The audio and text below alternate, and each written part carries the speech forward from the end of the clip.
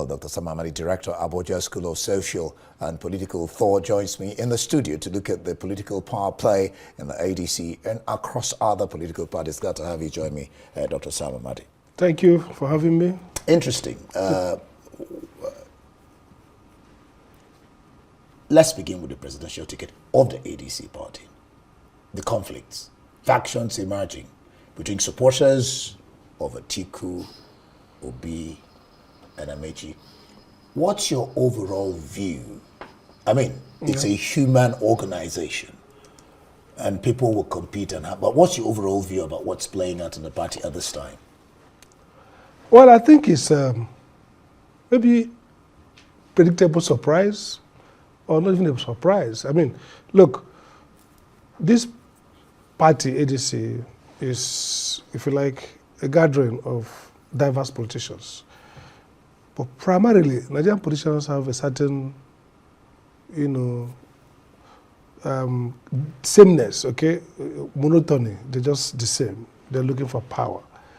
But even with that monotony, that sameness, there's a lot of differences. So ADC, unlike APC, when APC came in 2015, they also had different people come from realms of ABGA, ACN, majorly CPC, and what they called new PDP.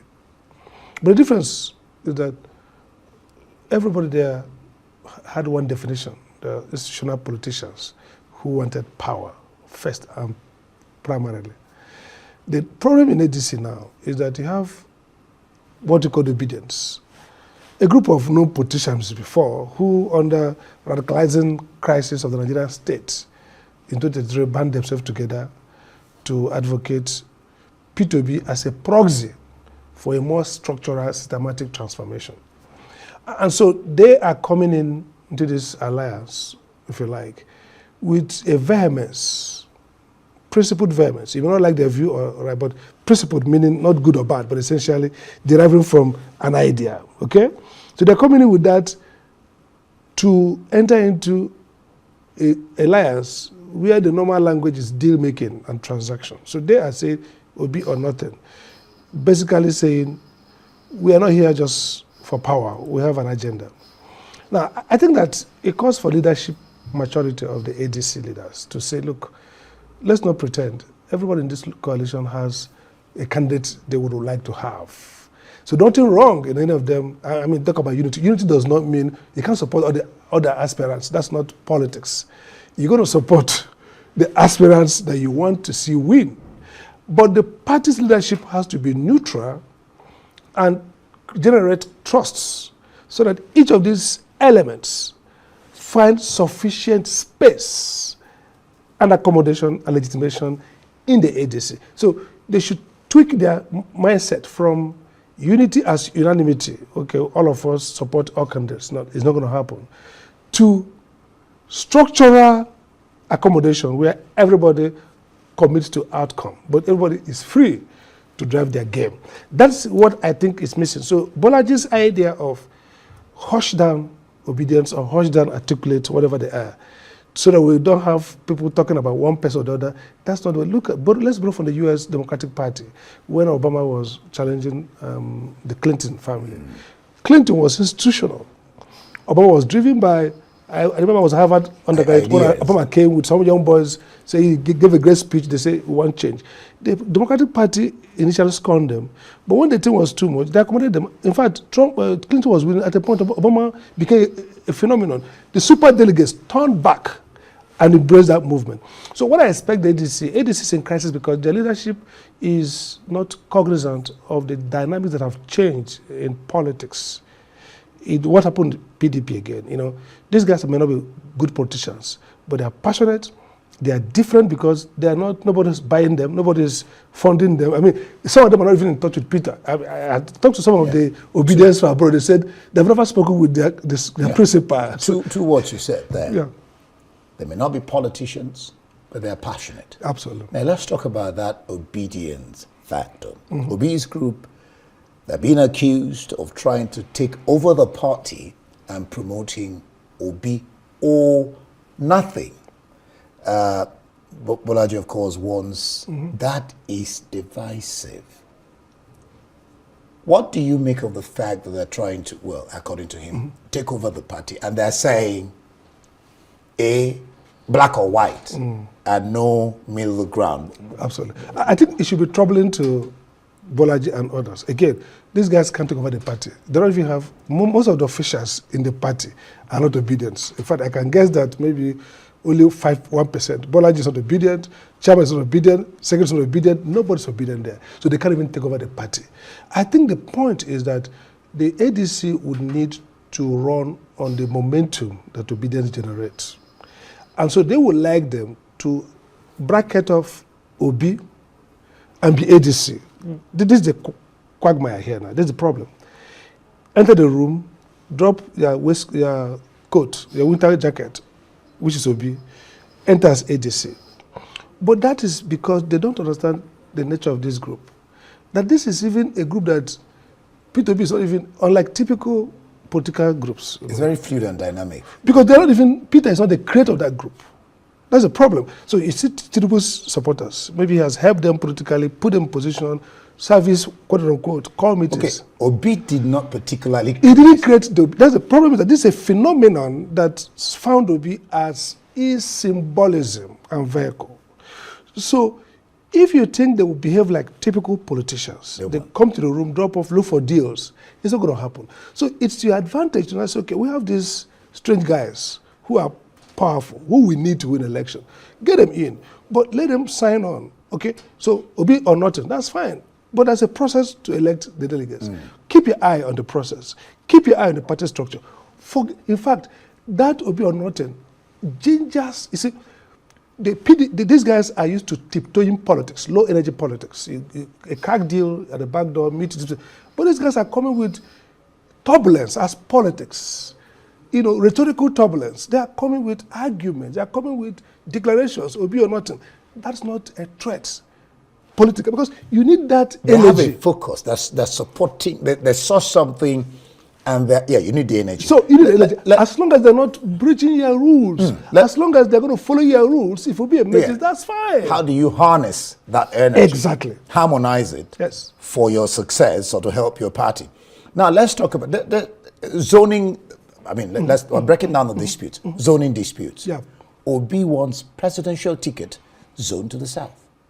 In 2022, before 2023, Obi wanted zoning. That's partly why he left PDP. Okay, so nothing strange. Not just Obi. The PDP guys who are struggling to take their party have said they're going to do what? Zone. South. So the zoning argument is not anathema. It's a mainstream political discussion. Atiku's issue with the Gang of Five, or called what do you call it? Group of Five. Group of Five. The Group of Five. Not gang. Group of Five. And the rest of them. Exactly. It's centrally around zoning. Up to today, Minister Wike keeps saying that he couldn't have supported Atiku because it was a breach of South-North. So that's nothing strange. I mean, ADC leaders should not live in denial. That it doesn't mean that ultimately the party will zone or not. Yeah. But they have to entertain the fact that many Nigerians think that the right thing to do is zone. So stop blackmailing people who are asking for zoning. It's for the party, and if the party is not a franchise of one man, the party will sit together and say, look, this is a policy we decided. They did not decide through the democratic process that the party will not zone or will zone. So when they make it an issue, they are destroying before they started building. That's the two questions I'm going to put to you. I think Bolaji also mentioned it. Atiku's ambition. Party stakeholders are raising concerns that this could divide or derail the coalition and risk losing key figures. What do you think about that? Are these noises that is erupting within the ADC party, do you think is favoring the ruling party? What do you think?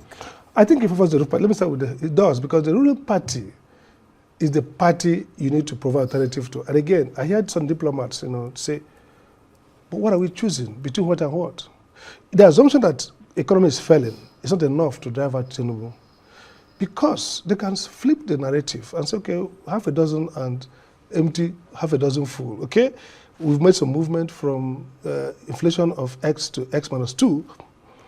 You have to show them an alternative. And so what should be happening right now is the idea that we want to, ADC is an alternative. in its policy something new. But what I see, honestly, is that ADC is enacting the same kind of politics. It worked in 2015 because of two factors. One, they were able to demonize Jonathan massively, and the Chibok issues and other issues played to there, and then the civil society naively, were co-opted. Now the civil society is more sophisticated from their failure, so you're not going to labor is not easily co-opted. Civil society. So the ADC has to create a national movement around messaging, and if they are, get themselves trapped on Atiku or not Atiku, and again, no, not Atiku's fault. Atiku promises to be a controversial political figure in Nigeria. 2023, part of PDP's collapse is a revolt against Atiku Abubakar, the G5, for personal reasons, not his own fault or making. But it's a reality that ADC is going to struggle with the Atiku question. And I think the best way they can solve that problem is not to protect Atiku. It seems to me that the leadership is under some impression that you have to protect some outcomes, namely one, no zoning. That's not that, they shouldn't declare that. The argument is that, you win power before. That's a debate, rhetorical argument that the party will conduct. Don't foreclose that discussion now. Secondly, that, obedience should come under Obi. No, Atiku Obi. No, that's not the point. The party's point now should be to build a party, create backroom conversations around what do we do to win election, and then move into the gear when you have created consensus. Right now, there's a revolt in the House. And how do you unseat a party that is co-opting everybody, almost 30 or thereabout state governors and one flank? You need the people. And for now, the energy is with obedience. It does not mean that they're going to deliver for you presidential ticket. It means that you need them in-house than outside.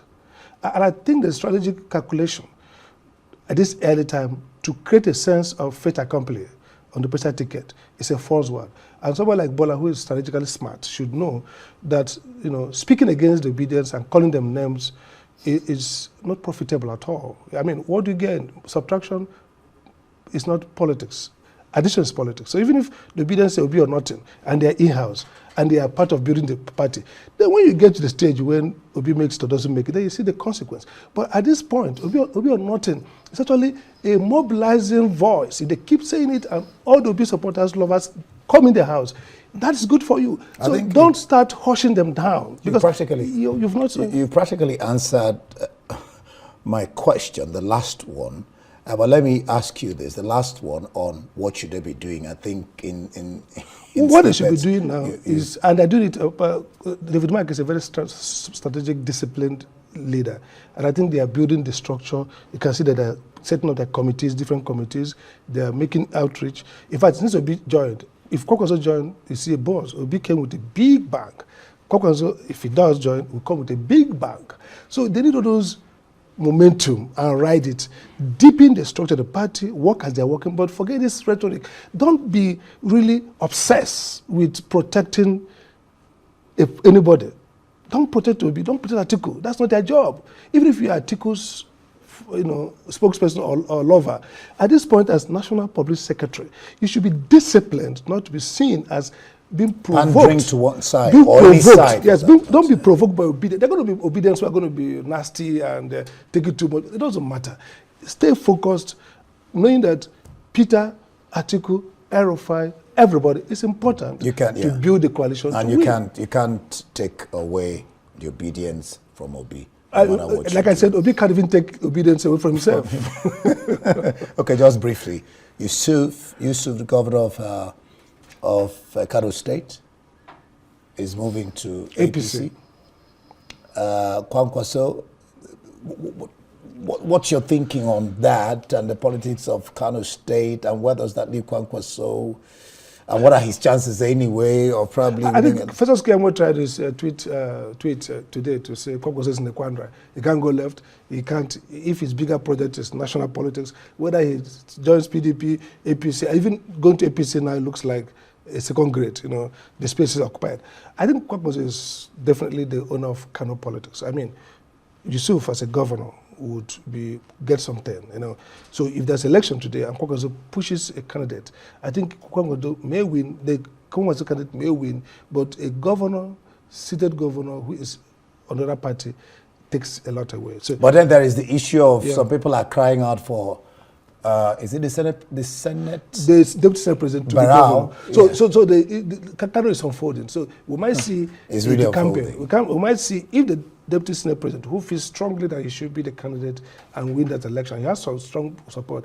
If they feel dawning, if the ticket goes to Titiku's skill will be called to question. If the ticket goes to Yusuf in a manner that they feel angry, you might see a very unlikely convergence of the Kwankwaso and this Deputy Senate President. So it's still a life, but Kwankwaso is still alive, not dead. He's strong. He's not. He will bounce back. So it's playing out, really. It's playing out. We don't know. All right, thank you so much, Dr. Sam Amadi, Director of Abuja School of Social and Political Thought, on the intrigues and what is playing out in the parties, particularly ADC. Thank you so much.